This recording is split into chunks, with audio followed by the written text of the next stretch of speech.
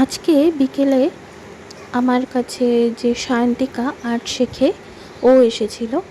তারপর আজকেও মাকে নিয়ে গিয়েছিলাম অন্য একজন ডাক্তারের কাছে, যেহেতু কদিন ধরে মার শরীরটা ভালো যাচ্ছে না। সেখান থেকে ডাক্তার দেখানোর পর গিয়েছিলাম দিদির অফিসের যে সেন্টার আছে সেখানে, অর্থাৎ এনটিএস মোড়ে। ওখানে বজরংবলীর মন্দিরে পুজোও দিলাম আর ওর সেন্টারটাও ঘুরে এলাম। তারপর থানা মোড়ে বজরংবলীর মন্দিরে প্রসাদ দিচ্ছিল খিচুড়ি আর লাবড়া, সেটা নিলাম। বাড়ি এসে হাত মুখ ধুয়ে চা খেলাম। তারপর আবার বেরিয়েছিলাম, যেহেতু কালকে শিশুদ্যানে অর্থাৎ মিলনপল্লীতে বজরংবলীর মন্দিরে ভান্ডারা দেওয়া হয়েছিল, সেই প্রসাদে স্লিপ নিতে ভুলে গিয়েছিলাম।